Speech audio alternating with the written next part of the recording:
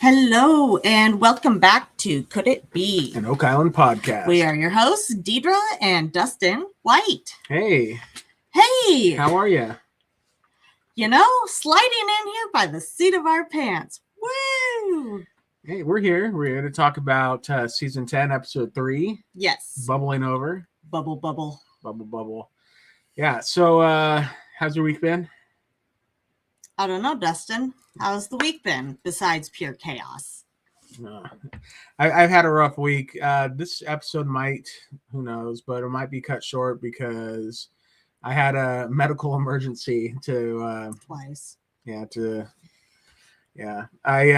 had a bloody nose that wouldn't stop for like hours and hours, and then it got into my eyeball. And okay, let's back this up. It started on Friday. No, Thursday. Thursday. He wakes me up. Yeah. He's got blood literally gushing out of his nose and he's freaking out. And I was like, okay, it's nosebleed, have him sit down. And then if we fast forward a bit, get him downstairs and it starts pouring out of his mouth. By the way, if you're squeamish, you might want to get forward like a couple minutes because, that's a thing. And then he's like yelling, call 911. So I pick up the phone. I'm calling 911. Great response time, by the way, guys. If any of them would be listening to this. Anyways, that was early in the morning. And his heart rate, but particularly his blood pressure was high when they were here. We finally got it to stop after, a couple hours. And then... What? Then what? He seems to be doing better. Everything's fine. I think I can leave the guy alone, right? And then the next day happens, and he's like, I'm going to try to blow my nose gently. And I hope it was gently, because it was very nerve-wracking. Very gentle. He calls me. I'm on the other side of town, and he's like, oh, nosebleed, can you come on? Of course, I'm like throwing myself in my bag from the library. And then I'm talking to him on the phone, trying to get him to sit down, calm down. And, because it is pouring. This is not a regular nosebleed, okay? Because I would have just been like, Dustin's a wimp. This is a regular nosebleed. And then he tells me, oh my gosh, I can't see. It's coming out of my eye. Yep. As I'm like on the highway headed home, I'm get off the phone with him to call the ambulance. Mm-hmm. And they take him off via the stretcher out of the house. And I'm like calling my mom to get there to take care of the kids as I'm trying to get there to take care of the husband whose blood pressure is through the roof again. You keep leaving that part off of your online post. How high his blood pressure is. Okay. When we were at the hospital, it was only 217 over 124. Oh, is that it? That was just one of the readings that was over 200. When he first got there, it was like 190 over whatever. And then it was 2 that, and then 219. And then still, they let us go when his blood pressure was still at 209. They were pretty full at the emergency room. To be fair, they were very full. But, hey, I went to the doctor today. My blood pressure was much lower. You went to a doctor today. You went to his ear, nose, and throat doctor. Yeah, they cauterized up my nose again. And, like they did that at the hospital, too. But I have to blow my nose so bad. And I'm not supposed to. And that kind of sucks. So that might be why this is not full-length regular podcast. We'll see what we can do. Like, you're going to hear me sniffling the whole time, and it's not going to be fun. So I've been just warning you. Figure out the audio already. If you're curious, my blood pressure this morning was 120 over 85, which is a much better level. So and if you're curious, he has been prescribed high blood pressure meds in the past, and he has consistently been running high. But we're fixing it now. So there you go. All right. I can't let you get away without people knowing the whole story. That wasn't just a nosebleed. That it was like spraying out of your face because your blood pressure. Oh my gosh, it was so bad, you guys. Agnes in the chat said it was like a horror movie. Yes, it was actually like a horror movie. Yes, the last 2 days have been like a horror movie. Dustin has 2 doctor's appointments today. He's checked. This week he's checked one off his list. He has 1 more to go. The same day I get to go see the orthopedic surgeon. Yeah, so Deidre's still not doing We're well a either. Train wreck. Okay. Well, Gretchen Cornwall, she commented on my Facebook post and said that we need someone to keep. We need a keeper. We need a keeper. I said, truer words have never been spoken because seriously, we're both a train wreck. We're a couple of train wrecks. Disaster. It turns out. Well, why don't we talk about Oak Island so we can get through it? And this is a fun episode. And you mean people don't want 5 minutes that they've already got of our disaster? Yeah, let's move on from it. Thanks for everybody's concern, by the way. I felt the love. Very appreciative of it all. And we do have Oak Island trivia coming up here in about 2 hours and 45 minutes. So, but who's counting? Yeah, so make sure you're here for that. All right. You want to start at the beginning of the episode of the Money Pit, or you want to check on Matt? Who's Matt? I don't know. Gary and Jack. I don't know how I got Matt out of that. I don't know, because it would be like Dr. Matt Lukeman. He's Matt. What about Maddie Blake? Maddie Blake. He's Matt. First Matt and second Matt. Yeah. Anywho. We can talk about metal detecting or Money Pit. Where was our meat and potatoes? Let's see here. So we had a gemologist, not a geologist, who talked about that, which I would go on with the metal detector. Let's do the Money Pit. Okay. Let's get that done. That sounds fine. All right. So at the very beginning of the episode, Alex arrived to the Money Pit and is greeted by Charles, Terry, Steve, and Paul. Paul 1. Paul the first. Yeah. Paul 1. Steve explained. I thought the Paul 1. Whoa, how is that funny? Who's that funny to besides you? Oh, me, because I'm funny. Okay. Fun. All right. So Steve explains that they're currently working on borehole A5N-13.5. What do you think about that borehole? I think it's dumb. I think there's one shortly above it that's like 15.5-N-12-9er walkie-talkie. I'm like, what is with all the extra dashes, first off? And why? And why do some not have dashes? Like this one is just A5N dash. Why is it not A5-N-13-6 too?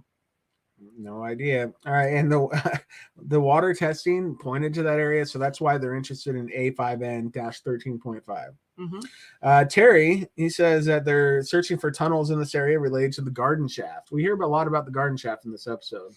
Formerly known as Shaft 12. I guess. I don't know. I don't recall. It's a 10x10 shaft that, remind everybody, the shaft came before the garden. That is all. Yes. Many years. Yes. Many decades before. All right. So we do have a flashback of finding a tunnel in this area 2 weeks ago. There was a side interview where Marty says that they don't know what the garden shaft is. And I'm thinking to myself, bro, you guys have had it like on your radar for years, but they just like, there's nothing there. What is up with that? If Henske points to it, like in season 5, where a lot of really it's like the second best season, because this one's going to be the first best. He's like, here, it's right there, and they're preserving it, but they just assumed, I don't know. I feel like if it's there that intact, why wouldn't you do something? They're doing something now, so I guess when it's right in your face, you think it can't be that easy. Yep. I guess so, because they literally took Maddie Blake down into that pit like 3 or 4 years ago, and they're hey, look at this, ooh, this is cool, but this is nothing, Maddie. Don't worry about it. Yeah, don't worry, Maddie. We weren't going to show you anything good. When in reality, they've already showed him something good. And so it's so bizarre. How bizarre? How bizarre? How bizarre? Yeah. Anyway, then we kind of go away from the money pit, but we do come back, and we have Rick, Marty, and Craig arriving at the money pit to check on the progress. With Terry and Charles. Mm-hmm. Good old Terry and Charles, the dynamic duo. The dynamic duo. Charles has always got his pinpointer out there. Of course. So they're currently looking at a choice sausage on the table. It's between the depth of 48 to 55 feet because it would have been up to 58 feet, I guess, but the bottom dropped out and there was a void. A void? Marty said, oh, baby. Like, he was stoked for the void. So... if Marty's happy, I'm happy. Everybody's happy. Yeah. If Marty's happy. Yeah. The next casing is to a depth of 85 feet, which is, that's like 30 feet further down. And a big giant casing came out, and it took like 4 or 5 guys to put it onto the table. And Terry said he called it an anaconda. That's kind of what it looked like. Yeah. Like, it really did. It looked like that. It looked like a large plastic anaconda snake. Yeah. It's weird because sometimes they'll get ones that are just like itty bitty snakes. This was not the case. No, they're all about python, a good 10 feet, I can't say I'm well versed in the world of pythons, but yeah. Yeah. All right. So Marty, he asks how many feet from the 30-foot section were missing, and at first I put the kid from Choice, but I remember his name, Colton from Choice. The kid from Choice. Yeah. You're messed up. Said about 10 feet was missing. Mm-hmm. Hey, he just dug into that the first episode. You're still bitter, even like though they've also told you he's been there. Okay. You didn't notice. Okay. Yeah. Steve joins Terry and crew at the operating table. Yep, maybe he's got some answers for us. Well, he did have some information, but Marty also decided he wanted to get a water sample from this hole.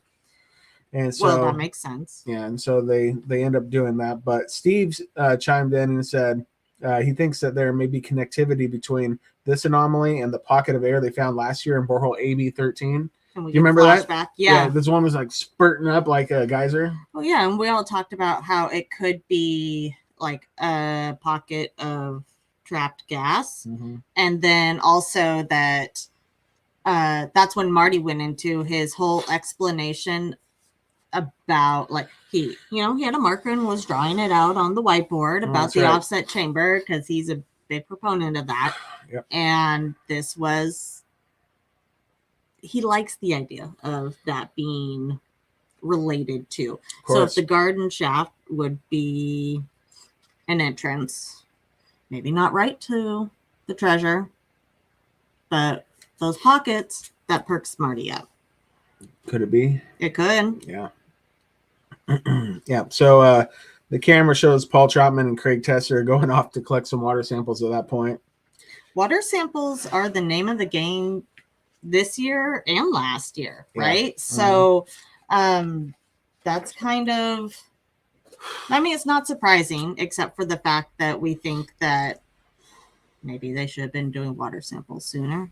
Yeah. As soon as we had a spooner. As soon as we had a spooner. That's pretty good. So then we do have another round at the money pit. They go away, come back because y'all know the show. We have Terry, Paul, and Steve, and the choice sausage that they're working on is from 108 feet, and it hits Terry's operating table. He's ready to dive in. Plop it on there. Yep.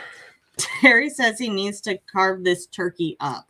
So that sounds like something Terry would say. It does. I wonder, how does he have time to come up with these things? He probably built them up over a lifetime. I do it all the time too. I got the one-liners. Yeah. We don't think they're as funny as Terry's, but you build them up over a lifetime. Steve says it looks pretty loose. So apparently that turkey is just going to fall off the bone. Yep. Guess so. We have Mike Tedford, who tells the guys to go over and look at the garden shaft. So he's noticing the activity. Yeah, the bubbling and all that good stuff. Mm-hmm. And so, yeah, there's bubbles coming up in the garden shaft. Steve and Paul, they go in and collect water samples. Why? Water samples is name of the game.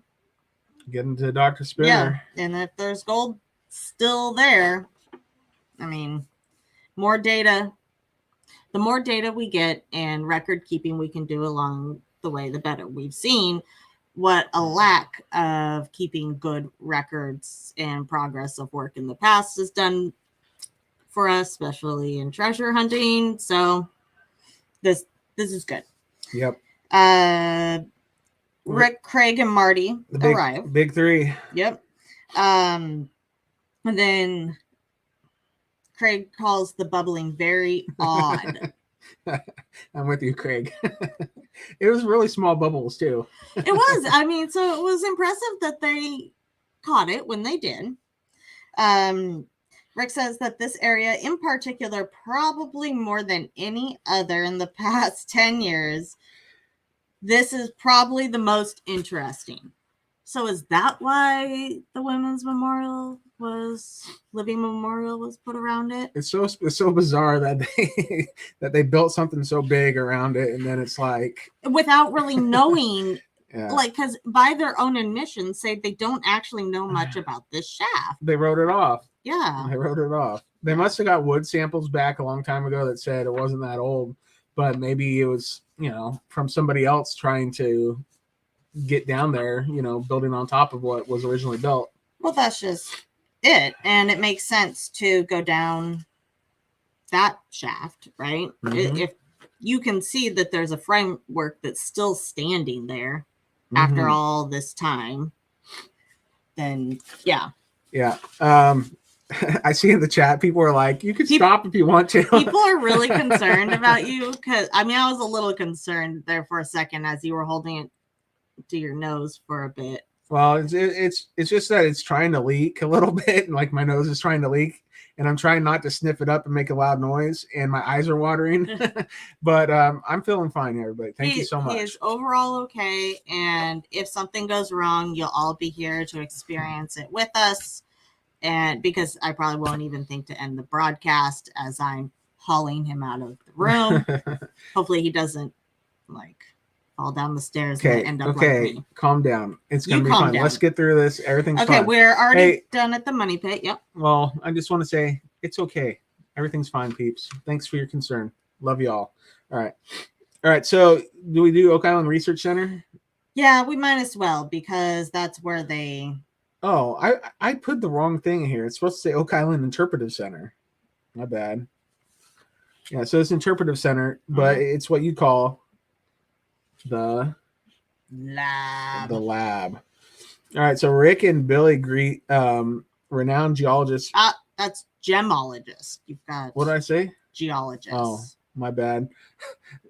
Renowned gemologist Peter. Whew, can you pronounce that? Okay, I was practicing earlier and I can't. Shmirla? So this is Peter G. No, Peter S. Oh my gosh. Peters. Yes, Peter number 2. So here's the thing. When he showed up in his sunglasses and the way that guy walks, like with the ultimate swag, did you think part-time gemologist, part-time 007? Because I did. He walks into the interpretive center. I even maybe took a screen recording of it for a GIF. A power walk? Yeah, because it was like when you're a gemologist, but also 007. Because that he had his glasses, he rips them off and he puts his hand out there to greet Billy, and then he does his power walk in to meet Gary, and he's dressed in black. I mean, it stood out to me. That is all. Fun. All right. Well, I looked at him. I'm like, wow, that guy's rich. You see the car he's driving? Yeah. Yeah. Well, you walk like that, apparently.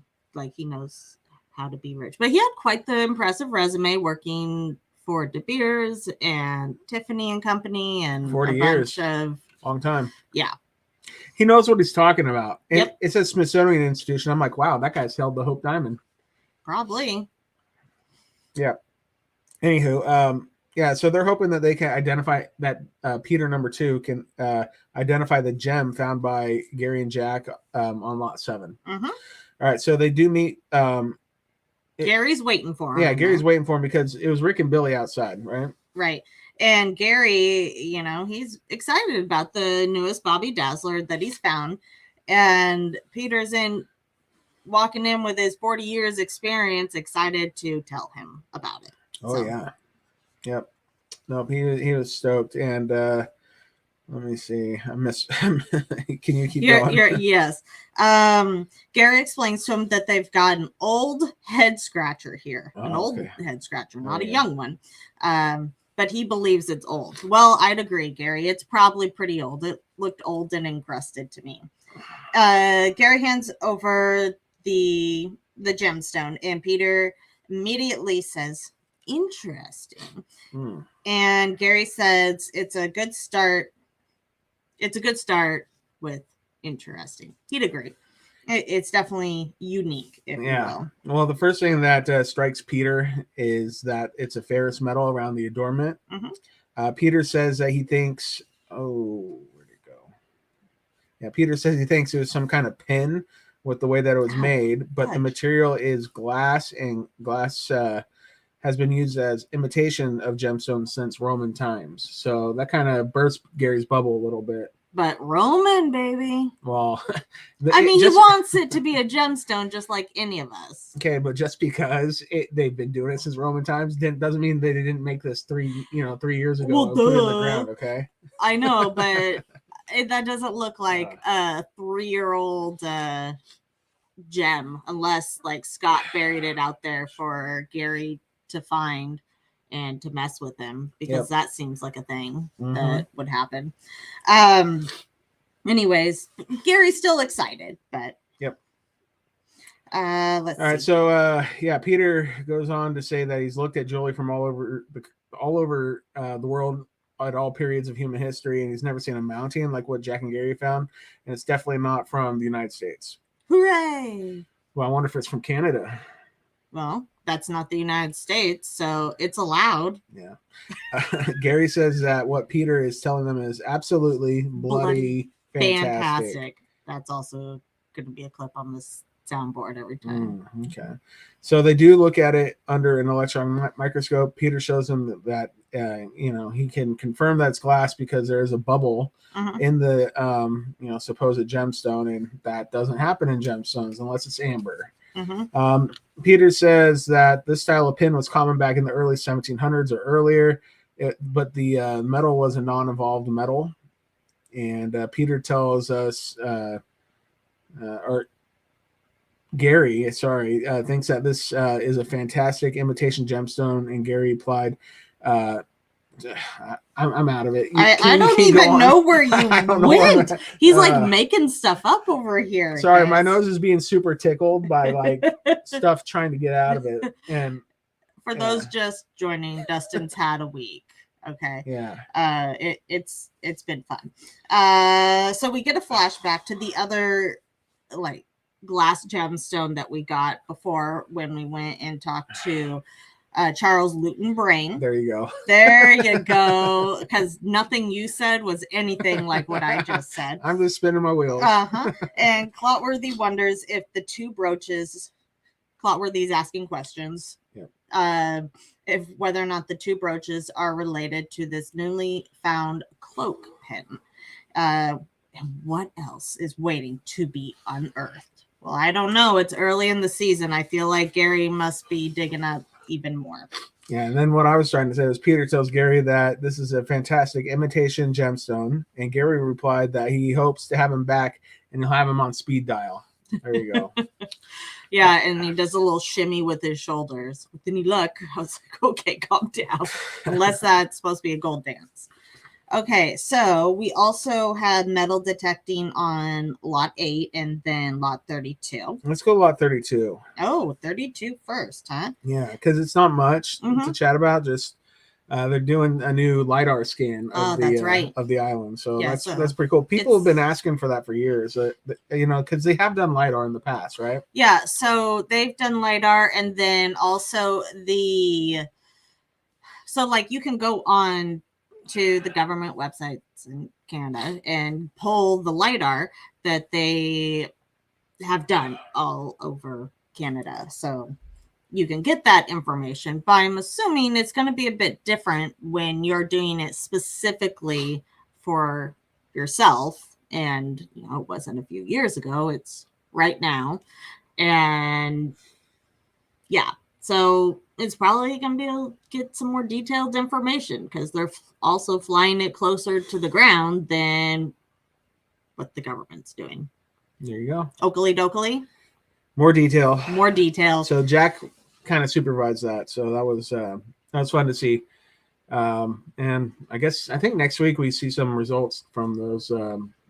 Here in just tomorrow. For us, don't rub it into our Canadian listeners so they don't get to see it until next Sunday. That's mean. You're mean. Jeez. Wow. Okay, so that is done by Phoenix Aerial Productions. Mm-hmm.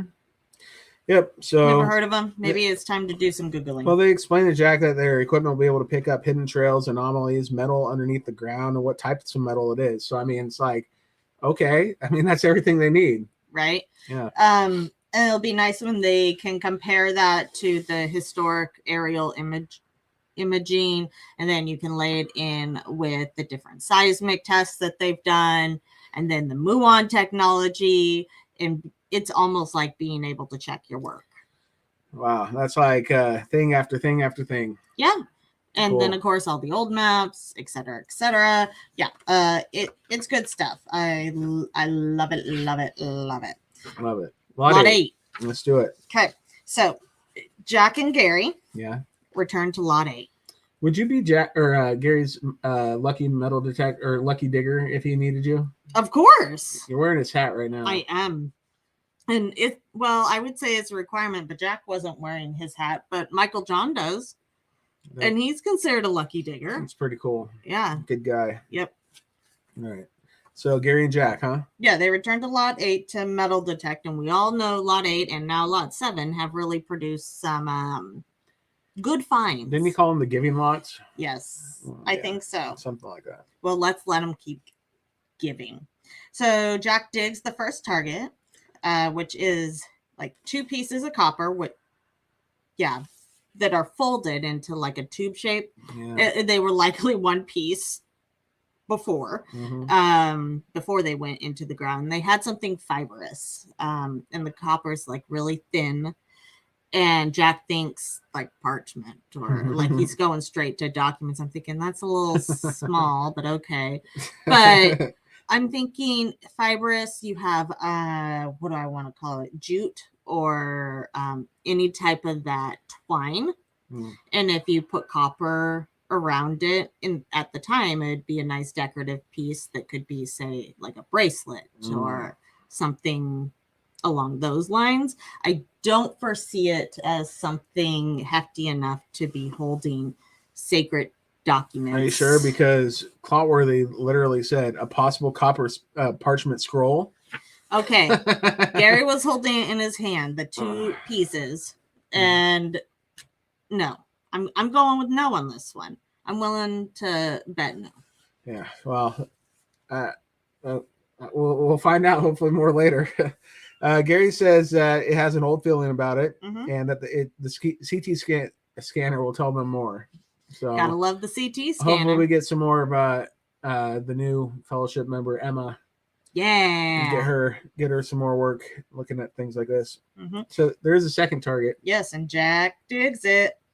Gary likes the sound of it, and he calls it sexy. He does. Isn't that something? Because that sound, apparently. That's this kind of sound that whispers in his ears. Literally. All right. So, yeah, they find a piece of metal that looks decorative. Guess that's sexy. I guess. Gary. The sound was better than what he found, I suppose. Gary suggests it could be a piece of bell metal like they found on Lot 4 last year. Could be. Just because, it's kind of got that rounded edge and it had a lot of detail to it. It was interesting at the very least. Oh, yeah. So then we have another trip to the Oak Island Interpretive Center. Okay. AKA the lab. The lab. Gary and Charles welcome numismatist Sandy Campbell back to Oak Island, who has decades of experience that we're told analyzing rare and ancient coins. Well, that's just the guy we need around here. That's right. Gary wants Sandy's analysis on the old rectangular piece of copper he and Jack found on Lot 7 during the season premiere, and wants to know if it's potentially a coin or a barter piece. Sandy says the lack of markings indicate it's likely not a coin, but could be a barter piece. So I guess in its own way, that would be a coin. Well, yeah. That's why coins were made. Yeah. I don't know. It's weird because it doesn't have any markings whatsoever on it, but it's exactly 4 grams. So it was made to be an exact weight. But does that include the corrosion on it? Because that's got to weigh something too. Maybe it was actually a little bit. It was cleaned up though when he had it. I mean, 4 grams is very precise, and so that stands out as far as like being a barter piece or not. And also my other thought was, okay, it's rectangular, it's rectangular, it's an exact size. Could it be like a much older trade weight like we found in the swamp with that small amount if you were trading something of high value in small amounts, such as spices or gold? Maybe. I don't see why not. Gary asks how old it is, and Sandy tells him it's at least 500 years. It's pretty old. Whoa. That's a good number. It is a good number. I mean, hello, more information is good information. Puts it predating what we're looking for. Yeah. Charles says that his mind immediately goes to the Portuguese. They were incredible seafarers that went all over the world. Portuguese, those guys, they come up a lot. I get a feeling we're going to be hearing a lot more about them this season. I would guess so. Let's see So here. now we have a mini war room meeting. And it's not even really mini because it's the same amount of people as the final war room. But we had a war room meeting not in the war room. Do you recall? Yeah. So we were at the Oak Island Research Center, and in my notes I put in parentheses mini war room because there was literally 7 people in here, and they were sitting around, discussing what they would, what you typically think they would do in the war room. It was kind of a surprising scene, if you will. Yeah. So Rick, Marty, Craig, Doug, Scott, Gary, and Charles are there. A lot. Yeah. Rick says they need to find a different way to figure out what's happening underground on Oak Island, and when he's saying that, that's when Charles and Gary enter the room, and Gary gives him the rundown after meeting with Sandy Campbell. Yeah, because he's excited to share, right? I mean, that's great information from Sandy, and if the guys are next door, why wouldn't you just go tell them what's up? Basically. All right, so Doug says that the mixture of a potential trade piece or barter piece could be old as 500 BC. He's like looking up on the computer. That kind of thing could have been from 500 BC through 500 years ago. So that's a big, huge range, like almost 2,000 years. Yeah, I took note of how beautiful Doug's computer monitor was. Pretty for sweet, researching. Huh? I was quite jealous. I think I need one now. Well, yours is about half the size. About half the size, not curved or anything cool like that. Yeah. So he says that he tells everybody it's either old or it's really old. Yeah, I mean, that's a good place to be. Yeah. So Marty says that's a really cool piece. It's concrete evidence of an ancient artifact on Oak Island. So we got that. Marty tells Gary and Charles that they're going to do something maybe romantic in a sense this year on Oak Island. And Rick says to Charles, "You're going to like it." I guess Charles needed some romance in his life. And Marty's happy to give it to him. Yeah. And they turn it over to Doug to explain what the romance is. Okay, what's the romance? Doug says that there's a Canadian mining company named Dumas. Yeah, like Doom. Okay. Dumas. Not like I've been saying it. Not Dumas. Dumas. And they've been in contact with, and they believe that they can come in, open up, and repair the garden shaft for him. You know, that one that was bubbling just a bit ago. Yeah. I don't know if Charles likes that, because if it leads to treasure, and he's been trying to hide it. I think he's trying to help him find it, to be honest. But everybody's got to tease him a little bit. Come on now. Yep. In one of the little side interviews, Marty says that they're going to re-crib the garden shaft for many reasons, including the gold that's been present in the water and the air bubbles. They don't know what the garden shaft is. It's just mysterious and enigmatic.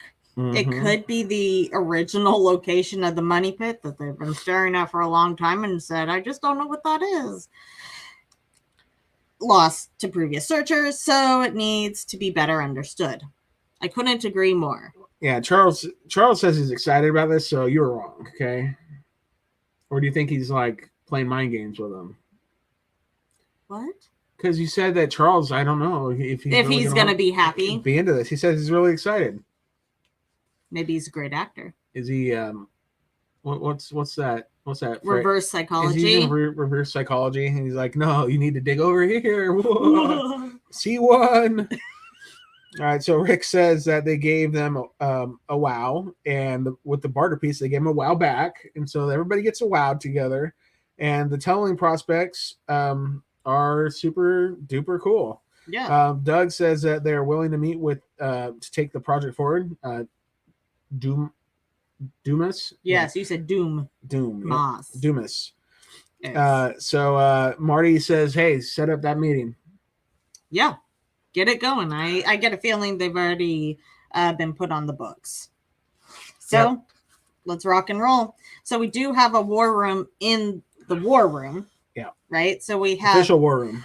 Rick, Marty, Craig, Doug, Steve, Scott, and Billy. Yeah. Yeah. And Rick asked Krager, what about the garden shaft has him interested? And Craig replied, the water sample had gold in it. Duh. I mean, come on, dude. Marty says, yeah, let's not forget about that. Well, of course. That's the number one. That's right? A target. That definitely, that's a big deal. Yeah. So they turn on their monitors or the projector or whatever. And they had Cameron Carter, vice president from Dumas. He thanks everybody for inviting his company to present their vision and their means and methods for the garden shaft rehabilitation project. Mm-hmm. Pretty cool. And then Robert Clotworthy goes on to explain that the company is out of Timmins, Ontario, Canada. So out of Ontario, just like our friends from Eagle, Canada. No, they're from Alberta. Yeah. Oh, man, I thought they were from Ontario. No, Was Alberta. there someone else? No. Oh, there were people from New Brunswick. Maybe that was it. Yeah. I think Irving Equipment Limited is from New Brunswick. Maybe. ROC's from America. So. Yep. Arizona. Let's see here. Cameron introduces his team, including Tony Linton and his operational team. What? Somebody said, what are the circles between us? Dana mentioned it too. Funny. There's a window in front of us, and I didn't get the curtain closed all the way. So it's like, boop, boop, boop, boop, boop. That's the blind. I think it has something to do with some kind of solar eclipse coming soon. I don't know. Yeah, follow the light. It leads you to treasure. Okay. Carry on. Okay, so and the operational team in Timmins, and he's gonna begin the presentation. Very precise presentation to the facts, explains everything. I just like to say that was an excellent presentation. He explains that there's an existing 10 by 10 wood shaft. Yep. To approximately 77.5 feet. Approximately. Mm-hmm. That's pretty close to exact. Feet in depth. And their objective is to refurbish this shaft for further exploration along the length of that shaft. Cool. Okay? So they're going to expose the collar of it, kind of the top part, and build their foundation, which goes around it. And they will muck out the backfill from the existing floor of the shaft. So that's towards the bottom, right at the approximately 77.5 feet. Sure. Tony says that their intention is to reline the shaft as it currently exists in order to preserve what is there, and also to inject grout into the surrounding soils to slow any water infiltration into the shaft, which also would help stabilize the area, right? Mm-hmm. You didn't call him Tony number 2, though. Second Tony. Second Tony. Yeah.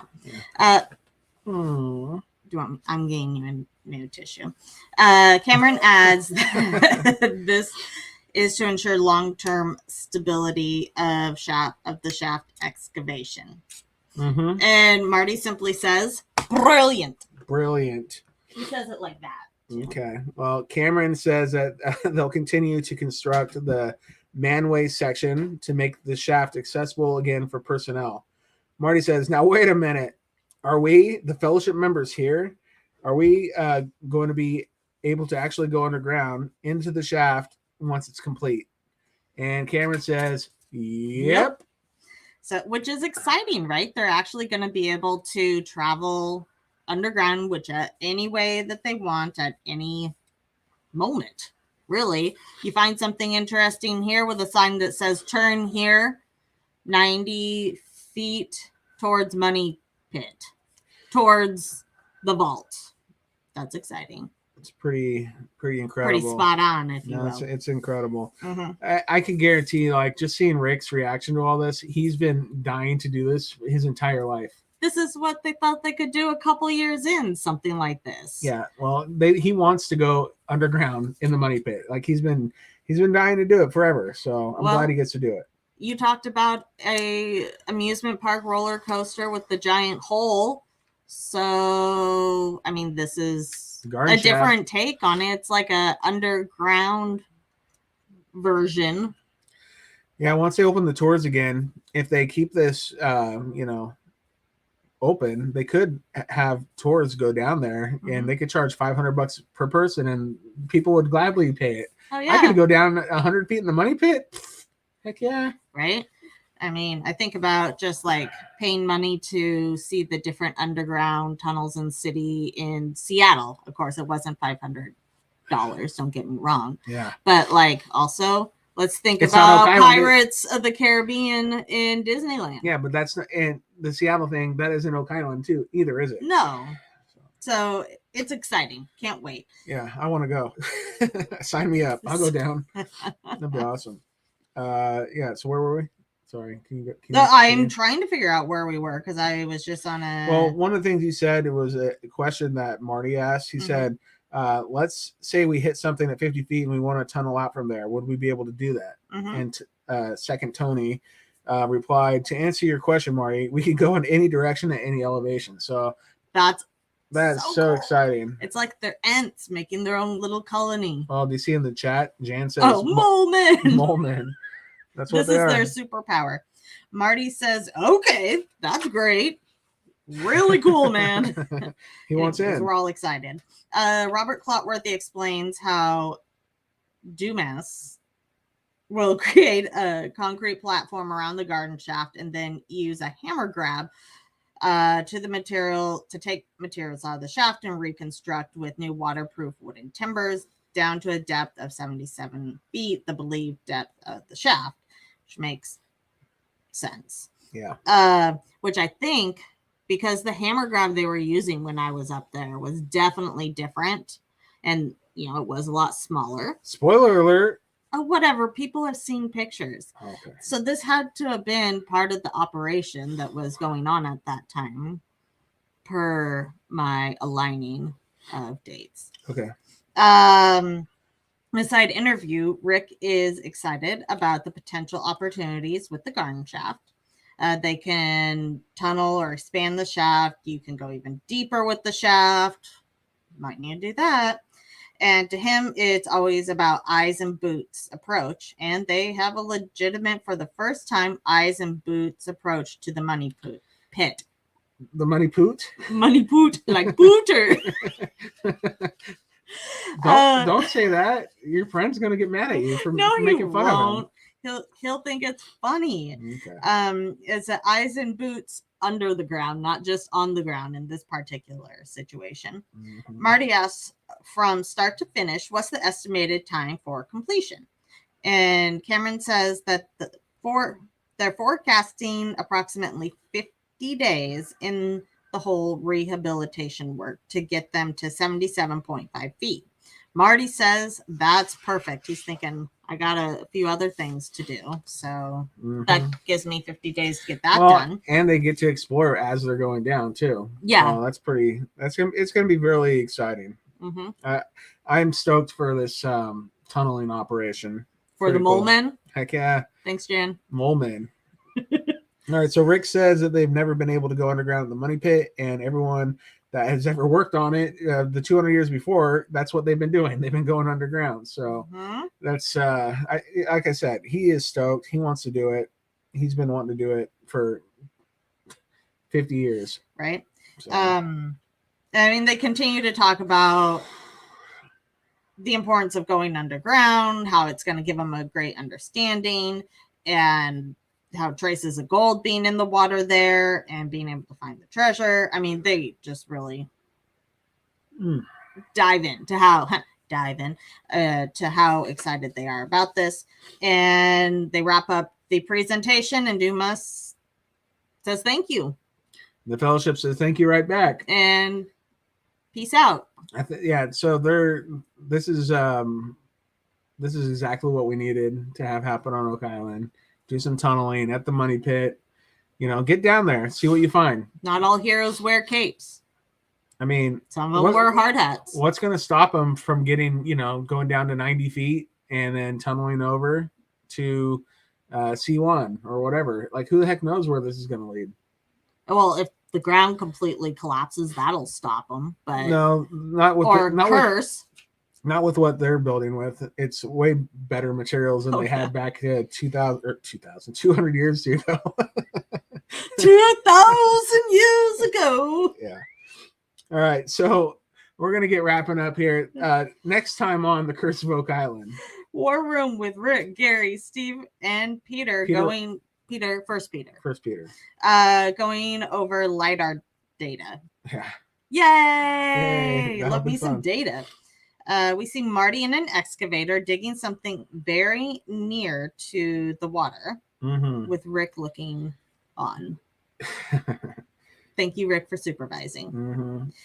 Gary finds something with his pinpoint metal detector. Laird says it looks like a handle. And Jack asks for a treasure chest. Gary says, ooh, that's fantastic. Last time they found something they thought was a handle. What was it? It looked like a petrified piece of poop.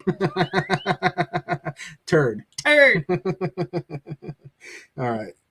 I can't. Get your mind out of the gutter. That's where I would be with that. They expect better of you, not of me. I don't know that they do. Okay. All right, so we see Dumas. Yes. Yeah, they're prepping the area near the garden shaft. Rick says that there's going to be some answers at the bottom of that shaft. So they're jumping into this immediately. That's awesome because past seasons they do all this build up for weeks and weeks of getting to the point where they're going to put cans down in the money pit. Man, this is like week 4.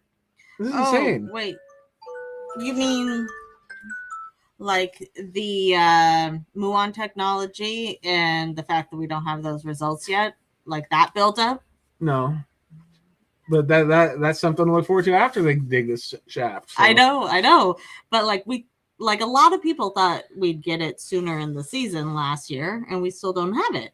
So this is like the opposite of that. We thought we'd see it towards the end, and they're like, boom, baby. They're like, let's do Here it now. You go. Yeah, well, we'll see, right? Mm-hmm. All right, so other work being done in the Money Pit area sees Terry Matheson say that they've clipped the edge of a beam, and Rick says that this might be completely unknown.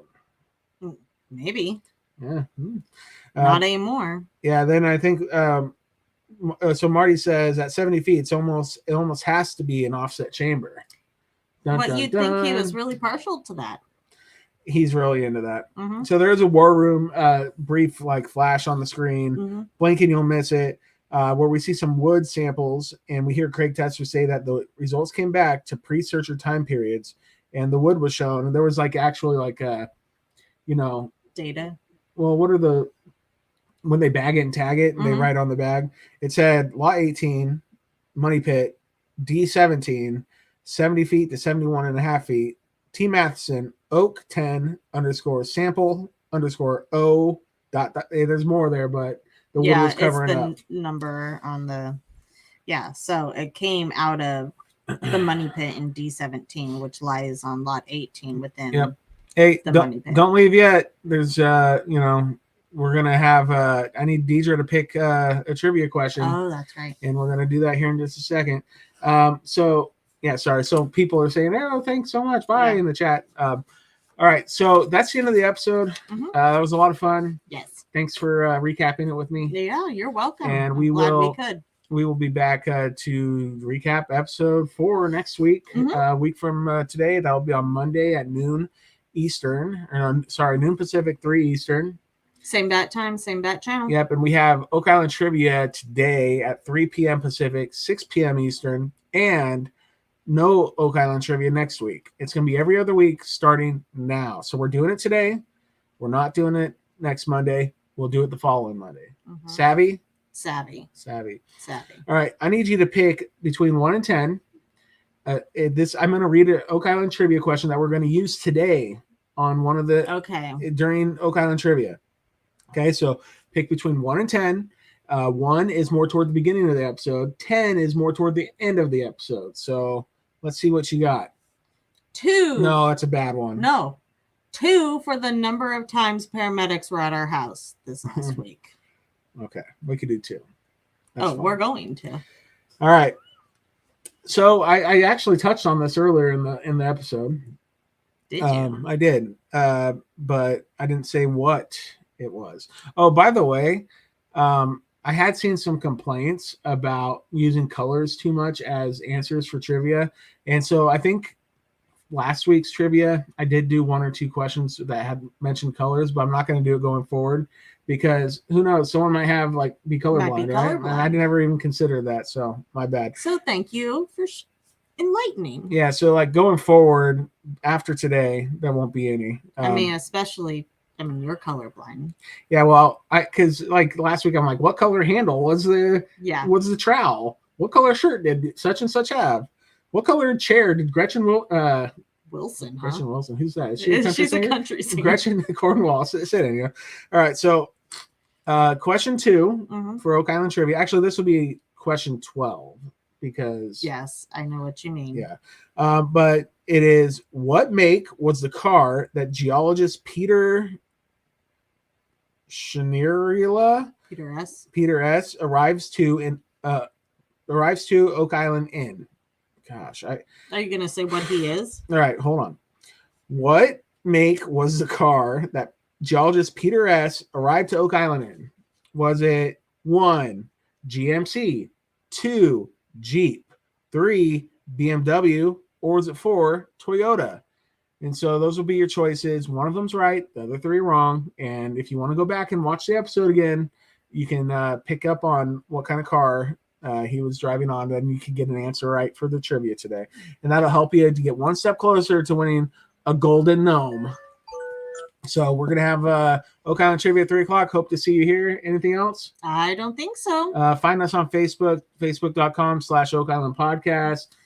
Same thing on Instagram.com/OakIslandPodcast. We're on Twitter at OakIslandPod. Also on YouTube at Oak Island Podcast. If you want to email us, OakIslandPodcast@gmail.com. Yeah, and then if you wanted to support us because you love us and you love what we do, you love the service, and it helps pay for like prizes for trivia and stuff, and shipping and whatnot, you could go to patreon.com/OakIslandPodcast, and you can support us monthly with a monetary, however much you want to throw at us. $2, great. $1, $3, $10.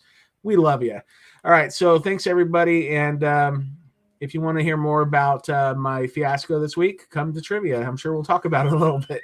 All right. Is there anything or just come to trivia because you want to see your friends. Yeah. All right, everybody. Have a fabulous day, and we'll see you soon. Bye. Until next time. Could it be?